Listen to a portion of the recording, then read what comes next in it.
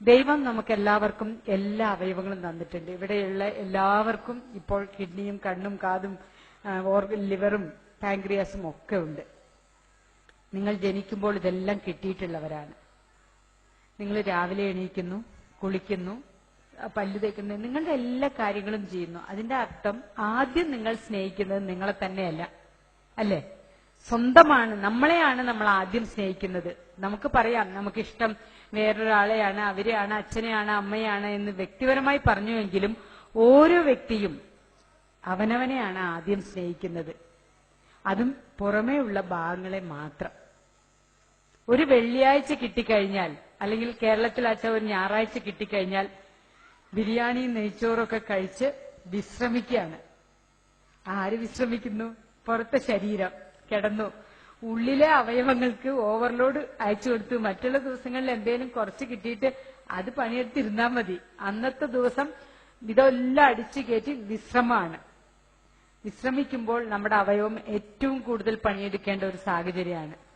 പിന്നെ കുറെ ഫാസ്റ്റ് ഫുഡോ അല്ലെങ്കിൽ ലൈഫ് സ്റ്റൈൽ ഡിസീസ് എന്നൊക്കെ പറയുമ്പോൾ നിങ്ങൾ പറയും ഇവിടെ ജീവിക്കുന്ന ഞങ്ങൾക്ക്, ഞാൻ 10 വർഷമായി ഇവിടെ വരുന്നു, ഏകദേശം 10-25 പ്രാവശ്യം വന്നിട്ടുണ്ട്, 500ഓളം ക്ലാസുകൾ സംഘടിപ്പിച്ചിട്ടുണ്ട്. നമുക്ക് മനസ്സിലാവുന്ന ഒരു കാര്യം, നിങ്ങളുടെ ഇവിടുത്തെ ജീവിത രീതി അനുസരിച്ച് ഈ പറഞ്ഞ ഭക്ഷണ രീതിയും നടക്കം, വ്യായാമം ഇതൊക്കെ വളരെ കുറവേ ചെയ്യാൻ പറ്റുമെന്നറിയാം.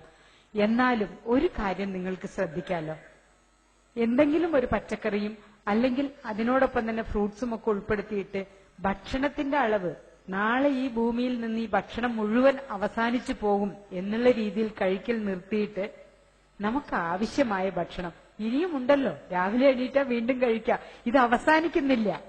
കടൽ വെള്ളം പോലെ ഇങ്ങനെ ഭക്ഷണം കിടക്കുക തന്നെയാണ്. എന്ത് വേണമെങ്കിൽ നിങ്ങളുടെ കയ്യിൽ കാശുള്ളപ്പോൾ എന്ത് വേണമെങ്കിൽ ഇവിടെ കിട്ടും. പക്ഷെ ഓരോ വിദേശ മലയാളിയും ഇവിടെ നിന്ന് 45-50 വയസ്സൊക്കെ ആയി തിരിച്ചു വരുമ്പോൾ പ്രമേഹ രോഗിയും രക്താതി സമ്മർദ്ദവും ഉള്ളവരായിട്ടാണ് തിരിച്ചു വരുന്നത്. സത്യത്തിൽ നിങ്ങളെ ആർക്കും ആ രീതിയിൽ വേണ്ട. ഞങ്ങളിവിടെ വരുന്നു, നിങ്ങൾ ഞങ്ങളെ സഹായിക്കുന്നു, ആ സഹായം കൊണ്ട് ഒരുപാട് ആളുകൾക്ക് ഡയാലിസിസ് ചെയ്തു കൊടുക്കുന്നു, വൃക്ക മാറ്റിവെക്കുന്നു, എന്തെല്ലാമോ ഞങ്ങൾ ചെയ്യുന്നു. പക്ഷെ കേരള ഗവൺമെന്റിന് വിദേശി മലയാളിയാണെങ്കിൽ വൃക്ക പോയാലും 5 പൈസ കാരുണ്യെന്നൊന്നും ഞങ്ങൾ തരില്ല. നിങ്ങൾക്ക് ഒരു ഐഡന്റിറ്റി ഉണ്ടല്ലോ, നിങ്ങൾ വിദേശ മലയാളികളാണെന്ന്. അപ്പോ കാരുണ്യം കിട്ടാത്തത് കൊണ്ട് അങ്ങനെ ഒരു പ്രതീക്ഷയും വേണ്ട. പിന്നെ ഗൾഫിലൊക്കെ ഉള്ളവനല്ലേ എവിടെയെങ്കിലും പോയി കിഡ്നി മേടിച്ചോളൂ. അപ്പൊ അവിടുന്നും ഒരു സാധ്യതയില്ല. ബ്രെയിൻ ഡെത്തിന് വരെ ബുക്ക് ചെയ്യാൻ ഈ ഒരു അവസ്ഥയാണ് പാവം. പിന്നെ സർക്കാർ ഒരു ബ്രെയിൻ ഡെത്തിന് വേണ്ടി ബുക്ക് ചെയ്തിട്ടുണ്ട്, അതിൽ ബുക്ക് ചെയ്താൽ ഈ കാലത്തൊന്നും കിട്ടാൻ പോകുന്നില്ല. ഓരോ രോഗം വരുമ്പോഴും ഇന്ന് ഇവിടെ നിന്ന് പൈസ അയച്ചു കൊടുക്കുന്നവരായാലും ഭാര്യയും കുടുംബമായിട്ട് ജീവിക്കുന്നവരായാലും നിങ്ങളെ തന്നെ നിങ്ങളുടെ കുടുംബാംഗങ്ങൾ വെറുക്കേണ്ട ഒരവസ്ഥയാണ് ഞാനൊക്കെ കാണുന്നത്. ഈ പറഞ്ഞ വൃക്ക ആവശ്യം വരുന്ന ഒരാൾക്ക് ഇന്ന് കിഡ്നി ഫെയിലിയർ ആണെന്ന് ഡിറ്റക്ട് ചെയ്താൽ നാളെ രാവിലെ അയാൾക്ക് ട്രാൻസ്പ്ലാന്റ് ചെയ്യാൻ പറ്റില്ല. ഒരു 10 ഡയാലിസിസ് എങ്കിലും കഴിഞ്ഞിട്ടേ ട്രാൻസ്പ്ലാന്റ് ചെയ്യാൻ പറ്റുള്ളൂ. അപ്പോൾ ആദ്യത്തെ ദിവസം ഡയാലിസിസ് തുടങ്ങുമ്പോൾ കഴുത്തിൽ കത്തീറ്ററൊക്കെ ഇട്ട് പെട്ടെന്ന് തുടങ്ങി, ഒരുപാട് ബന്ധുക്കൾ ഉണ്ടാവും, ആള് അവിടെയായിരുന്നു, അങ്ങനെയായിരുന്നു, ഇങ്ങനെയായിരുന്നു. 5ാമത്തെ ഡയാലിസിസ് കഴിയുമ്പോൾ കൂടെ വന്നവരുടെ എണ്ണം കുറയും. 10ാമത്തെ ആവുമ്പോൾ നിങ്ങളുടെ ഭാര്യയോ അല്ലെങ്കിൽ ഭർത്താവോ ആയി ഇത് കുറയും. നിങ്ങൾ പിന്നീട് ഒരു ബാധ്യതയാവുകയാണ്. അതിന്റെ ഇടയിൽ ഭാര്യയുടെ കിഡ്നിയോ ഭർത്താവിന്റെ കിഡ്നിയോ വീട്ടിൽ നിന്നൊരു കിഡ്നി പോലും കിട്ടിയില്ലെങ്കിൽ നിങ്ങൾക്ക് വേണ്ടി പത്രത്തിൽ പരസ്യം കൊടുത്ത് വരുന്നവർ ചോദിക്കുന്ന 5ഉം 10ഉം 20ഉം ലക്ഷം രൂപ ബ്രോക്കർമാരുടെ വക. കടാവറൊന്നും ആയിട്ടുമില്ലല്ലോ, ഇപ്പൊ തുടങ്ങിയിട്ടല്ലേ ഉള്ളൂ. ബോധവൽക്കരണം തുടങ്ങിയിട്ട് വർഷങ്ങളായാലും കിട്ടിയിട്ടില്ല. അപ്പോൾ സ്വാഭാവികമായിട്ടും നിങ്ങളുടെ വീട്ടിലും നിങ്ങളുടെ നാട്ടിലുമുള്ള ആളുകൾ നിങ്ങള് പീസ് പോയ ബൾബായിട്ട് കൂട്ടും. അതെപ്പോ വേണമെങ്കിൽ അടിച്ചു പോകാം. അത് പോയാലും ജനങ്ങൾ പറയാം അത് പണ്ടേ പോയതാ. ഒരു രീതിയിലും മരിക്കാൻ വേണ്ടി ആഗ്രഹിക്കും. ഡയാലിസിസ് യൂണിറ്റിന്റെ പടിക്കലുള്ള പല ആളുകളും എപ്പോഴാ ഒന്ന് മരിച്ചു കിട്ടുക ആലോചിക്കണം. ഒരു ഡയാലിസിസ് രോഗിക്ക് സൗജന്യമായി ഡയാലിസിസ് ചെയ്തു കൊടുത്താലും അയാൾക്ക് എപ്പോട്ടിൻ എന്ന് പറഞ്ഞ് രക്തമുണ്ടാവാവുന്ന ഇഞ്ചക്ഷൻ എടുക്കണം, ഹെപ്പാരിൻ ഇഞ്ചക്ഷൻ വേണം, ഡയാലിസർ വേണം, ബ്ലഡ് ട്യൂബ് വേണം, മരുന്ന് വേണം.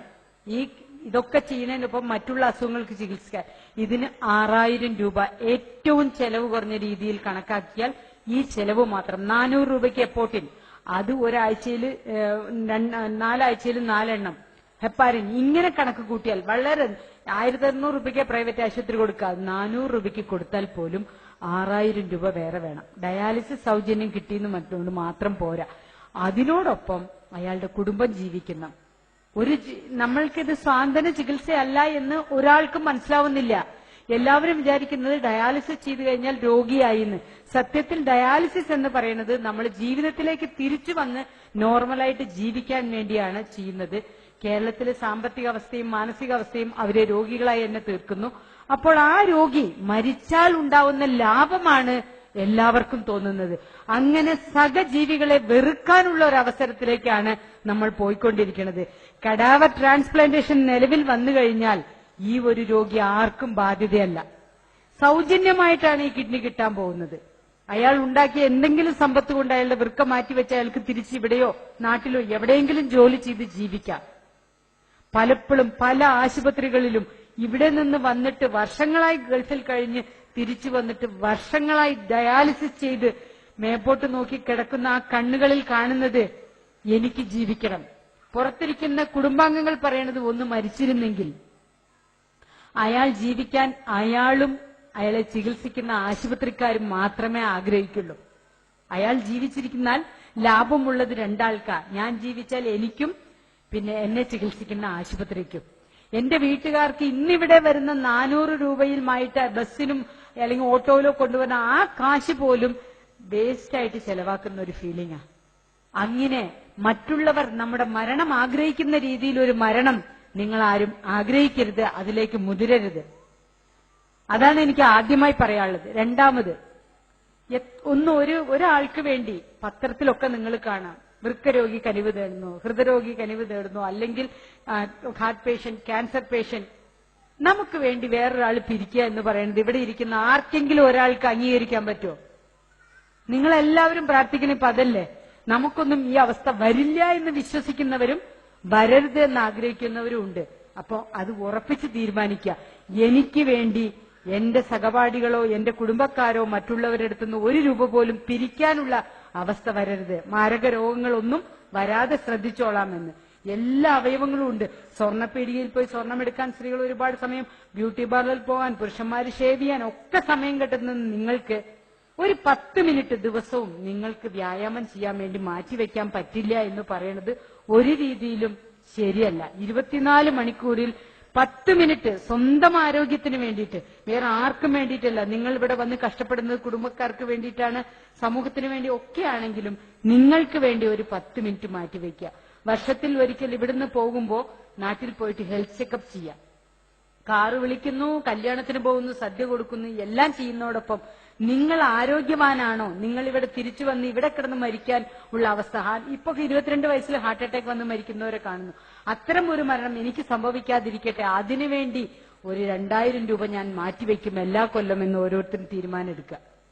നമ്മൾക്ക് ഈ തീരുമാനം, മറ്റുള്ളവരുടെ അവയവത്തിന് വേണ്ടി എന്തിനാണ് കേഴുന്നത്? എല്ലാം നിങ്ങൾക്കില്ലേ? ഇത് മുഴുവൻ ജീവിത ശൈലി രോഗം കൊണ്ട് കളഞ്ഞിട്ട് വേറൊരാളുടെ അവയവത്തിന് അയാൾ തരണം എന്ന് പറയുന്നത് ഏത് രീതിയിലാണ്? നീ എന്താണ് ആർക്കെങ്കിലും കൊടുത്തിട്ടുള്ളത്? അച്ഛൻ പറഞ്ഞു കൊടുക്കണം, നീ ഒന്നും കൊടുത്തിട്ടില്ലല്ലോ, പിന്നെ എങ്ങനെ നീ വേറൊരാളുടെ അവയവത്തിന് വേണ്ടി നടക്കും? അപ്പോൾ അത്തരം അവയവങ്ങൾ എനിക്ക് വേണ്ട, ഞാൻ എന്റെ അവയവം കൊണ്ട് മരണം വരെ ജീവിക്കും. മാർ ക്രിസോസ്റ്റം തിരുമേനിയാണ് ഈ പ്രൊജക്ടിന്റെ കരുതൽ എന്ന് പറയുന്ന ഞങ്ങളുടെ ഈ പ്രൊജക്ടിന്റെ ചെയർപേഴ്സൺ. തിരുമേനി നിങ്ങളുടെ അവസ്ഥ എന്താണെന്ന് പരിശോധിക്കുകയും ഒരു ഡയബറ്റിക് പേഷ്യന്റ് ആണ് എന്ന് അറിഞ്ഞു കഴിഞ്ഞാൽ മരുന്ന് ഡോക്ടർ പറയുന്ന രീതിയിൽ കഴിച്ചാൽ മാത്രം പോരാ. വ്യായാമം, ഭക്ഷണ നിയന്ത്രണം, കൃത്യമായ പരിശോധന, പിന്നീടാണ് മരുന്ന്, 4മതാണ് മരുന്ന്. ആദ്യം മരുന്ന് കഴിച്ചുകൊണ്ട് കാര്യമില്ല. ഇത് ചെയ്തില്ലെങ്കിൽ നിങ്ങളും ഈ ഡയാലിസിസ് യൂണിറ്റിലും എന്റെ അടുത്തും അച്ഛന്റെ അടുത്തും രജിസ്ട്രേഷൻ ഫോമുമായി നിൽക്കേണ്ട ഒരു അവസ്ഥ വരും. അതുകൊണ്ട് എപ്പോഴും പറയുന്ന ആ സമയമില്ല എന്നുള്ളത് ഒന്ന് മാറ്റിവെക്കുക. സ്വന്തം കാര്യം ചിന്തിക്കുക. നിങ്ങൾ തന്നെ നിങ്ങളെ ഇമാജിൻ നോക്കുക. ഞങ്ങളുടെ ഒക്കെ അടുത്ത് വന്നിട്ട് എനിക്ക് കിഡ്നി ഇല്ല, എനിക്ക് ഹാർട്ട് കംപ്ലൈന്റ് ആണെന്നോ എനിക്ക് അല്ലെങ്കിൽ ലിവർ ഫെയിലിയർ ആണോ എന്ന് പറയുമ്പോൾ ഞങ്ങൾക്ക് ഉടനെ എടുത്ത് തരാൻ പറ്റില്ല. ഇതൊന്നുമില്ല. ചിലവർ മേടിക്കും, ഇപ്പൊ നന്നായി ഇരിക്കുന്നത് 2 മേടിച്ച് ഫ്രിഡ്ജിൽ വെച്ചാലോ എന്നൊക്കെ എന്നോട് ചോദിക്കാറുണ്ട്. എട്ടാം ക്ലാസ്സിൽ പഠിക്കുന്ന കുട്ടി വന്നിട്ട് പറയും, അച്ഛനും അമ്മയ്ക്ക് സാമ്പത്തിക ബുദ്ധിമുട്ടുണ്ട്, എന്റെ ഒരു കിഡ്നി എടുത്തിട്ട് വൈകുന്നേരം ആകുമ്പോഴേക്കും മാഡം എന്നെ പറഞ്ഞയക്കോ, കുറച്ച് കാശും തന്ന് എന്ന് ചോദിക്കാറുണ്ട്. അതുപോലെ എടുത്തു തരാൻ പറ്റുന്ന ഒരു അവയവമല്ല. അതിനുള്ള നിയമക്കുരുക്കുകളും ബുദ്ധിമുട്ടുകളും പിന്നെ ഈ പറഞ്ഞ സാമ്പത്തിക ബാധ്യതകളും നിങ്ങൾക്കറിയില്ലല്ലോ. ഇപ്പൊ നമുക്ക് തോന്നും ശരീരത്തിന് ഒരു വിലയുമില്ല. ലക്ഷക്കണക്കിന് വിലയുള്ള ഒരു ഒരുപാട് അവയവങ്ങളുമായിട്ടാണ് നമ്മൾ ജീവിക്കുന്നത് എന്ന സത്യം ഇത് പോകുമ്പോൾ മാത്രമേ തിരിച്ചറിയാൻ പറ്റുന്നുള്ളൂ. ആരുടെയൊക്കെ മുന്നിൽ തമിഴ്നാട്ടിലോ ആന്ധ്രയിലും കേരളത്തിലും ഒക്കെ ഉള്ള ബ്രോക്കർമാരുടെ മുന്നിൽ പരക്കം പായുന്ന ഒരുപറ്റ മലയാളികൾ, ചൂഷണം ചെയ്യപ്പെടുന്ന ഒരുപറ്റ മലയാളികളെ ഞാൻ കണ്ട് മടുത്തിരിക്കുകയാണ്. അതുകൊണ്ട് ദൈവത്തെ ഓർത്ത് നിങ്ങളുടെ ജീവിതത്തിൽ നിങ്ങൾ ഒരു അടുക്കും ചിട്ടയും കൊണ്ടുവരികയും സ്വന്തം ശരീരം നിങ്ങൾ പുറത്ത് സ്നേഹിക്കുന്ന പോലെ അകത്ത് അവയവങ്ങളെയും സ്നേഹിച്ച് ആരോഗ്യമുള്ള ആരുടെയും അവയവത്തിന് കേഴാതെ സ്വന്തം ആരോഗ്യത്തിൽ ജീവിക്കാൻ നിങ്ങൾ എല്ലാവരും തയ്യാറാണെന്ന് അഭ്യർത്ഥിച്ചുകൊണ്ട് എന്റെ വാക്കുകൾ നിർത്തുന്നു. നന്ദി, നമസ്കാരം.